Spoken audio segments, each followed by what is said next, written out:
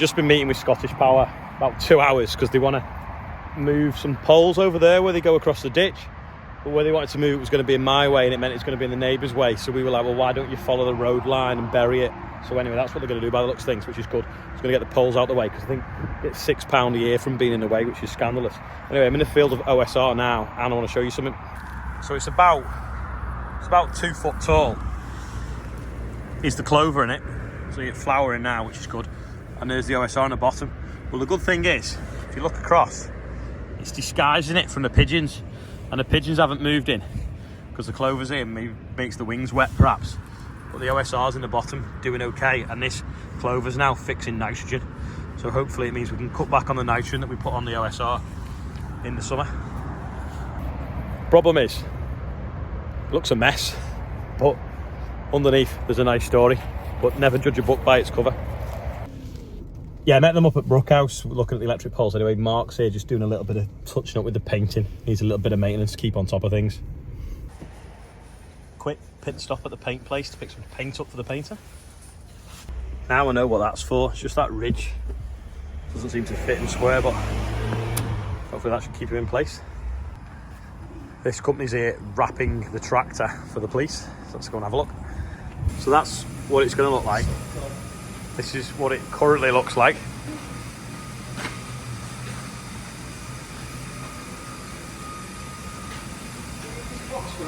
No, you're right, you can use that. So we'll come back in an hour and see what it looks like. We're going to keep the door down so it's not blowing the stickers about. Another day, another chip problem.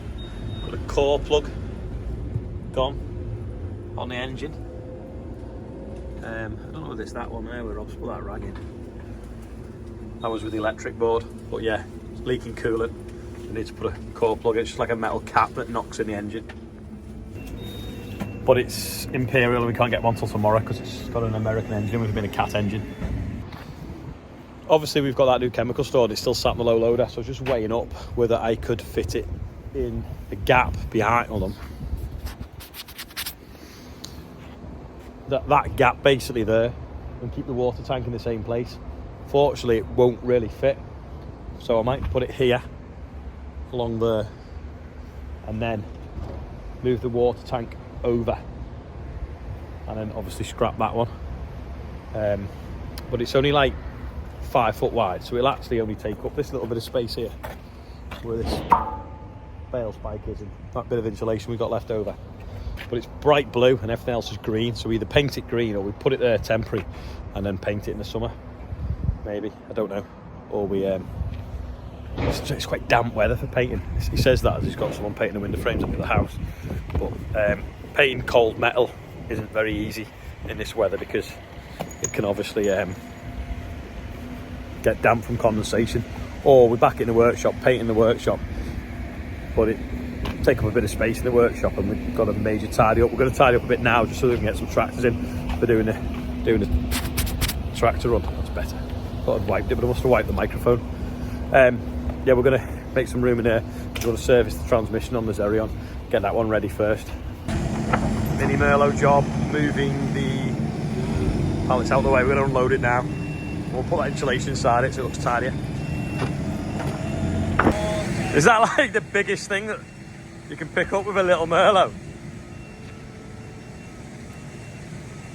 Get it lower.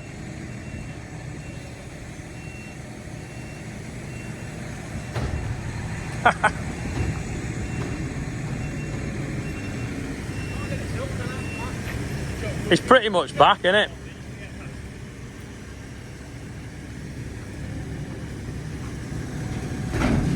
Go and stand next to it for scale. It's actually quite big, isn't it? Do you know what? Until you stand next to it, it doesn't look big. I couldn't believe how small it looks, but until you stand next to it. Anyway, it's pretty big. Got that in place there now. We probably will move it a little bit this way because when we have the tractor on, we take that piece of mesh out there so that we can get in and out of that car park. It's because we have the police vehicles parked on there and the lady doing the pizza, so that there's no traffic moving around that car park unless it's got like a blue light on it. And then this will be where we'll do the briefing area. Trying to make some more room so we can get some tractors in and service them and obviously start putting lights on. So we're just trying to get the 1690 as far into that corner as we can out the way. We won't really gain much because the stub axles will stick out, won't they? Try and put the corner into towards Rob's toolbox.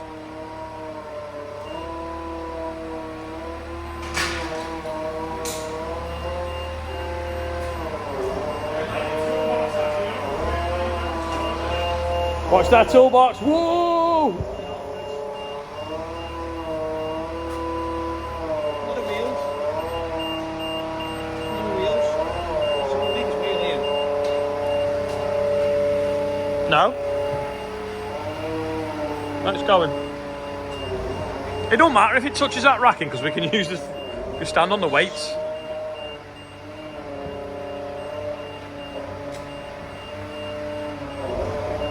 Lad, take the weight.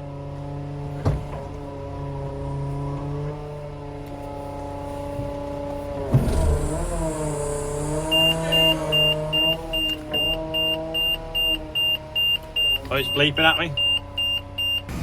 Right, the guy that's come to wrap the tractor's come all the way from Bournemouth, which is like right on the south coast, so he's come up the country. Anyway, he's gone tonight now, he's back tomorrow. So he's started and he's done this bit here so far. I don't know if he's done anything else. Oh yeah, he's done the other side as well. So he's basically done all the fiddly bits around the Lamborghini badge, which is pretty cool. Look how reflected it is.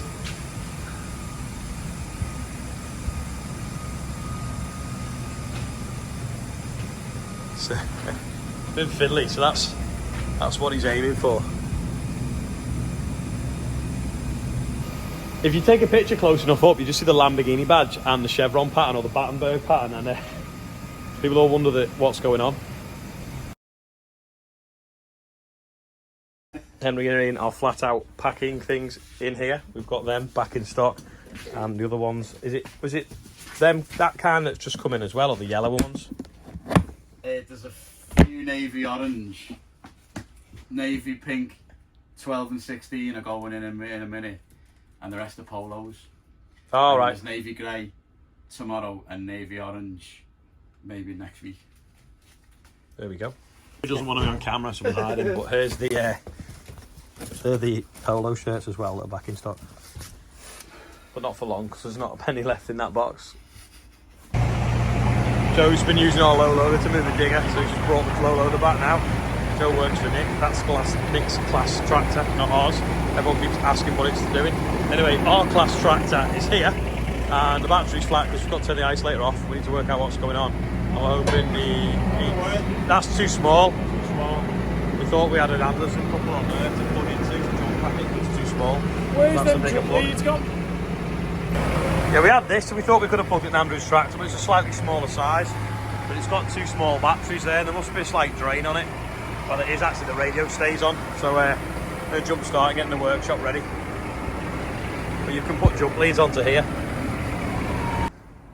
Right, today's birthday bumper, while we're in the workshop, we've got the buggy in at the moment, ready to bring the Xerion in. But anyway, here we go. So we've got Kevin Clarkson, Killian or Cillian Sweetman, I'm not sure how you pronounce it, it's 12, Emily McKelly, Steve is 50, Harry Wade is in New Zealand and he's 7. Ali Neathcott, now I think someone had put that on, said they couldn't be with you today, but happy birthday, so that's just add that on. And £17,599, so only £1 off 17,600. So happy birthday everyone on there. Someone said that didn't work, so if people want to try it, just try it and see if it does. Rob's winding Andy up here. He was moaning because we brought the tumble dryer into the workshop, because we've obviously, it's full of all sorts of other stuff like the trolleys that we found in the hedgerows. We're obviously short of space, so when we lifted the tumble dryer out, because we're going to see if we can get it fixed, we deliberately put it in Andy's way. Anyway, he's gone home now, so we deliberately put it in front of his toolbox. Wasn't me, Andy.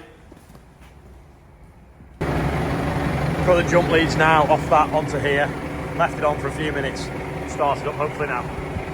I need to go and find that solar powered trickle charger, put it on the roof, and then we can, hopefully it won't lose its charge if we do leave the radio on. See what happens now.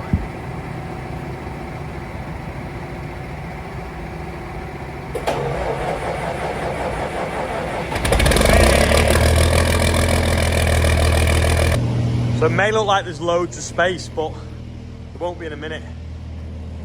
Remember I went down Colin Furze's bunker? Well, have you seen his new workshop? He's got a video out, I think, last few days of his new workshop. He's building it, putting tools in. It's absolutely amazing. And also, don't forget, check out Tom Lamb's YouTube channel, which is obviously his mate round the corner in Stamford.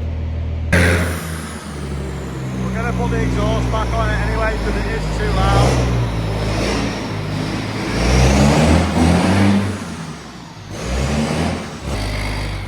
Let's see if we can kind of get it in this corner a bit.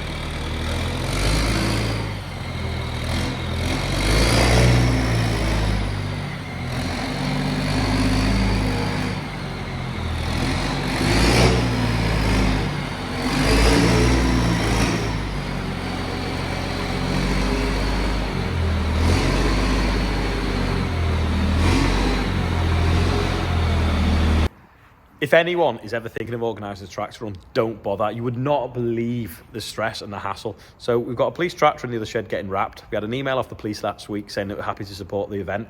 We've been trying to get hold of the council, the Highways Council, that don't actually have to do anything other than we have to give them notice that we're doing it, and them say, yeah, we're fine, that's fine. One of the guys is off having an operation. The other guy has not been answering his emails for weeks, despite us emailing him. He's finally answered one of our emails we sent 3 weeks ago, going, I believe the police aren't supporting this event. And the police are supporting this event because they sent us an email on the 21st of November, but he's just not read that. So we're trying to get an answer out of them to say that they're happy with everything that we've told them. Now, there's no reason why they won't be, because we've designed the route with the police and it's better and easier than last year. And they don't actually, Liverpool Council and Highways don't have to do anything. But they just don't pick up the phone. You ring the phone number on the emails, they don't answer the phone, and they don't answer emails. The guy's boss that we're trying to get hold of emailed a councillor that we had chasing up last week to say, yeah, it's all fine, it's all sorted, and we believe that the police are happy as well.